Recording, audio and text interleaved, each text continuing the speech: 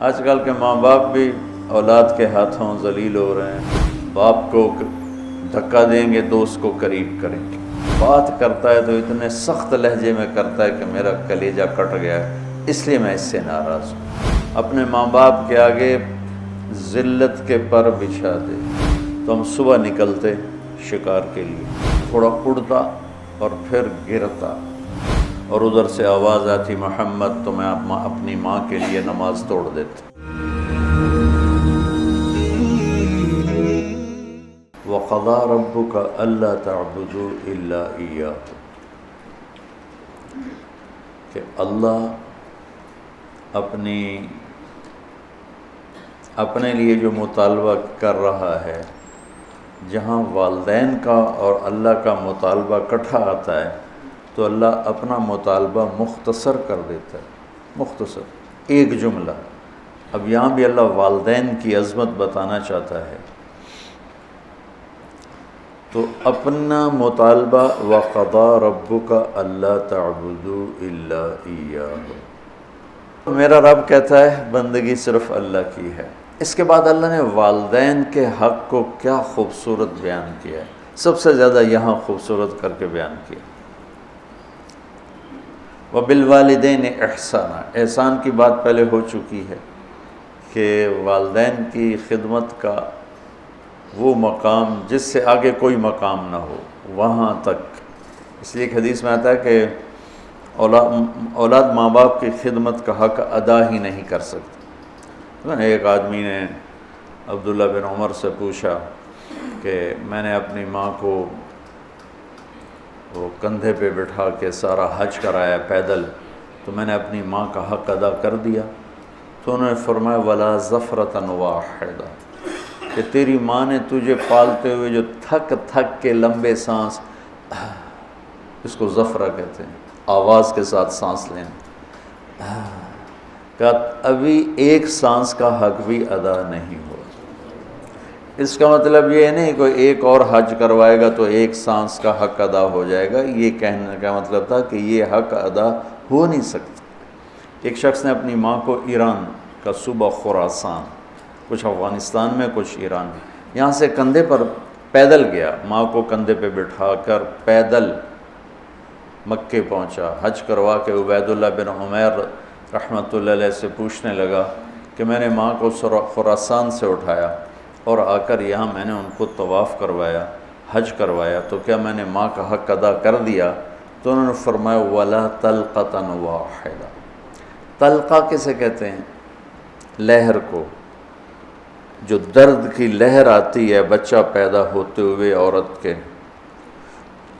اندر، جو درد، ان لہروں سے بچہ حرکت کرتا ہے، باہر آتا ہے، وہ درد اتنا شدید ہوتا ہے کہ عورتوں کی چیخیں نکلتی ہیں، اور وہ بعض کا 2 گھنٹے وہ دردیں چلتی ہیں، کئیوں کو پورا دن چلتی ہیں، کئیوں کو 2 دن چلتی ہیں، مختلف ہیں حالات کے لحاظ سے۔ تو وہ جو ایک درد آ کے تھوڑا وقفہ آتا ہے، اس درد کو طلقہ عربی میں کہتے ہیں۔ تو وہ انہوں نے فرمایا کہ ابھی اس ایک درد کی لہر کا حق بھی ادا نہیں ہوا۔ تو کیا مطلب ہے کہ وہ دوسرا پیدل کراتا تو ایک لہر کا ہو جاتا؟ یہ ناممکن کے ساتھ جوڑ کر، جس کو تعلیق بالمحال کہتے ہیں، کہ یہ والدین کا حق ادا ہو نہیں سکتا۔ ایک حدیث مجھے یاد آ رہی کہ آپ نے فرمایا کہ والد کے حق ادا کرنے کی ایک ہی شکل ہے کہ اسے غلام دیکھے تو خرید کے آزاد کر دے۔ اس میں بھی یہ اشارہ ہے کہ یہ حق ادا ہو ہی نہیں سکتا، چونکہ جو بھی اپنے باپ کو خریدے گا وہ خود بخود آزاد ہو جائے گا۔ تو وہ شرط لگائی جو ہو ہی نہیں سکتی، تو جب شرط نہیں ہو سکتی تو مشروط بھی نہیں ہو سکتا، نہ نومن تیل جلے گا، نہ رادھا ناچے گی۔ تو یہ جب شرط نہیں ہے تو مشروط نہیں، جب وہ اپنے باپ کو آزاد کر ہی نہیں سکتا، خریدے گا تو خود ہی آزاد ہو جائے گا، تو لہٰذا باپ کا ماں کا حق ادا ہو ہی نہیں سکتا۔ لہٰذا جتنا اپنے آپ کو کھپا سکتے ہو کھپا لو۔ اما یبلغن عندک الکبر احدہما او کلاہما، اور خاص طور پر بڑھاپے کی عمر میں زیادہ محتاجی ہوتی اور زیادہ ماں باپ کو ضرورت ہوتی ہے، تو اللہ نے خاص طور پر اس عمر کا ذکر کر کے فرمایا کہ اما یبلغن عندک الکبر احدہما او کلاہما، جب یہ بڑھاپے میں آ جائیں، دونوں تیرے زندہ ہوں بڑی برکت ہے، ایک زندہ ہوں تو بھی بڑی برکت ہے، تو فلا تقل لہما اف ولا تنہرہما وقل لہما قولا کریما۔ کیا خوبصورت نصیحت کہ اپنے ماں باپ کے آگے بعض اوقات چڑھ کے بچہ کہتا ہے یہ بھی اللہ تعالیٰ کہتا ہے نہیں کرنی۔ آج کل کے ماں باپ بھی اولاد کے ہاتھوں ذلیل ہو رہے ہیں، دکھی ہو رہے ہیں، خاص طور پر زیادہ پڑھا لکھا طبقہ اور زیادہ ان پڑھ طبقہ دیہاتی، جو درمیان میں ان میں بھی ہے لیکن کم ہے۔ جو زیادہ دنیاوی تعلیم پڑھ گئے ہیں ان کو بھی نہیں پتہ باپ کون ہوتا ہے، ماں کیا ہوتی ہے، اور جو بالکل جاہل ہیں ان کو بھی نہیں پتہ ہوتا، تو ان دونوں جگہ میں تو بہت زیادہ ماں باپ دکھی ہیں۔ اور بیچ میں کچھ ہے، شکر ہے اللہ کا جو نعمت ہے اس کا، ابھی بھی بہت اولادیں ہیں جو ماں باپ کے فرما بردار ہیں۔ اکثریت اس وقت ایسی ہو چکی ہے کہ ادنا صدیقہ و اقصی اباہ، باپ کو دھکا دیں گے دوست کو قریب کریں گے۔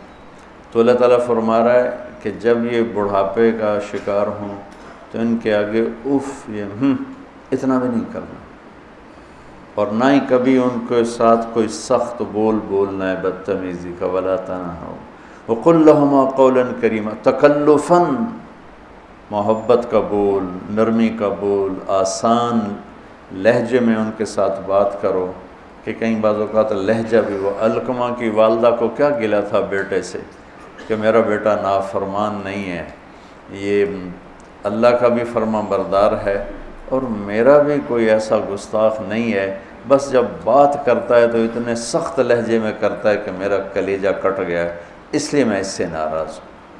لہجے کی کاٹ آدمی کو مار دیتی ہے۔ وَاخْفِضْ لَهُمَا جَنَاحَ الذُّلِّ مِنَ الرَّحْمَةِ وَقُلْ رَبِّ ارْحَمْهُمَا كَمَا رَبَّيَانِي صَغِيرًا۔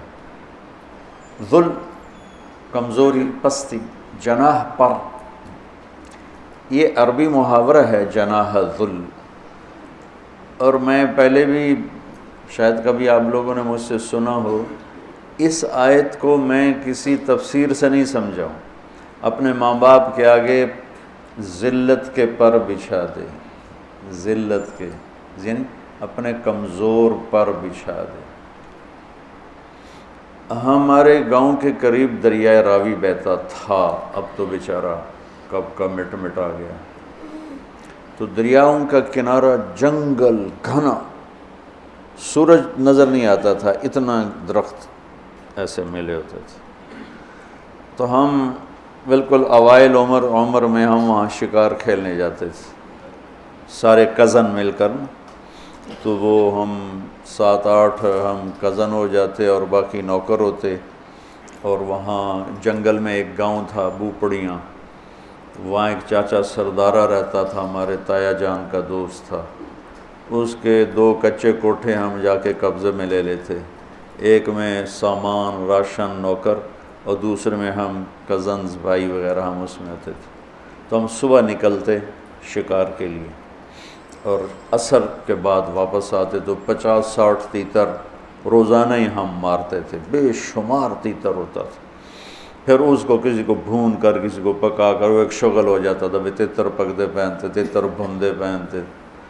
وہ جو چاچا سر جنگل میں چلتے چلتے فجوہ کھلی جگہ آ جاتی تھی، بالکل پلین، کچھ بھی نہیں وہاں، جیسے مطلب یہ ہال ہے نا، اتنی جگہ بالکل کھلی، اور دائیں بائیں اسی طرح گھنا جنگل، تو وہ جگہ ہوتی تھی شکار کی۔ چاچا سردارہ جو تھا مرحوم، وہ تیتری کی آواز نکال لیتا تھا، تو مادہ تے مذکر تھا، مردہ ہی مردہ، مادہ تے نر نے تو جانا ہی جانا۔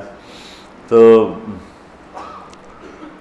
وہ چاچا وہ جھاڑیاں لے کر نا، جھاڑیوں کے وہ ٹہنیاں کاٹ کے کافی ساری، تو وہ میدان میں تھوڑا سا پیچھے ہو کے بیٹھ کے نا، جھاڑیوں کے پیچھے بیٹھ کے تیتری کی آواز نکالتا،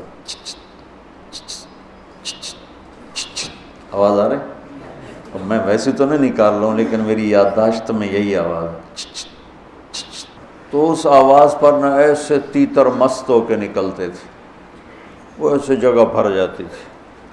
تو وہ ہمارے پاس وہ بندوقیں ہوتی تھیں، کارتوس چھوٹا چھرا ہوتا تھا، تو ہم فائر مارتے تھے، ٹھا ٹھا ٹھا ٹھا ٹھا ٹھا۔ وہ اندھا دھند فائر ہوتا تھا، تو کسی کو جس کی زندگی باقی ہوتی تھی اس کو نہیں لگتا تھا، وہ اڑ جاتا تھا، اور جنہوں نے ہمارے مقدر میں ہونا تھا ان کو لگ جاتی تھی، تو وہ یوں اوپر جا کے نیچے گرتے تھے ایسے۔ کسی کو بہت زور کا لگا تو وہیں گر جاتا، اور کسی کو ایسے سینے میں دل میں ایسا نہیں لگا، دائیں بائیں لگا، تو وہ تھوڑا اڑتا اور پھر گرتا، اور گر کے اس کے پر یوں ہو جاتے اور سر اس کا یوں ہو جاتا تھا، ایک طرف ٹانگیں ہو جاتی، ایک طرف اس کا سر ہو جاتا، ایک طرف اس کے بازو ہو جاتے، اس کے پر۔ میں اس آیت کو اس منظر سے سمجھا ہوں، جناح الذل من الرحمہ۔ اب کسی تفسیر کی بات نہیں بتا رہا ہوں کہ اللہ تعالیٰ کہہ رہا ہے جیسے پرندہ زخمی ذبح ہونے کے لیے اپنے آپ کو پیش کرتا ہے، ماں باپ کے آگے اپنے آپ کو پیش کرتا ہے، من الرحمہ، محبت کی وجہ سے، رحمت کی وجہ سے، مجبوری کی وجہ سے نہیں۔ تو وہ بھی زبان حال سے کہہ رہا ہوتا ہے بھی ہن جو مرضی کا باہیں کو کے کھا تو باہیں ایویں کھا، ہن تو میں تیرے حوالے ہاں کہ میرے پروں میں جان نہیں ہے، پروں میں جان نہیں ہے۔ تو یہی تعبیر، ورنہ ہمارے کوئی پر تو نہیں، ہمارے تو بازو ہیں، بازو بچھا دو۔ ترجمہ تو ایسے ہی کرتے ہیں کہ اپنے بازو بچھا دو۔ بازو بچھانا بھی محاورہ ہے، مطلب ہے کہ ان کے سامنے پوری طرح جھک جاؤ، اور پھر ان کو وقر رب ارحمہما کما ربیانی صغیرا، یا اللہ انہوں نے جیسے مجھے پالا بچپن میں تو ان پر رحم فرما۔ ابو ہریرہ رضی اللہ عنہ روزانہ صبح جب گھر سے نکلتے تو اپنی ماں کو کہتے السلام علیک یا اماں رحمک اللہ کما ربیتنی صغیرا، اور آگے وہ کہ ورحمک اللہ یا بنی کما بررتنی کبیرا، وہ آگے یہ کہتے وَرَحْمَكَ اللَّهُ يَا بُنَيَّ كَمَا بَرَرْتَنِي كَبِيرًا۔ یہ ماں بیٹے کا تعلق۔ اللہ کے نبی نے اس خواہش کا اظہار فرمایا کہ اگر میری ماں زندہ ہوتی اور میں عشاء کی نماز کے مصلی پہ کھڑا سورہ فاتحہ پڑھ رہا ہوتا اور ادھر سے آواز آتی محمد، تو میں اپنی ماں کے لیے نماز توڑ دیتا۔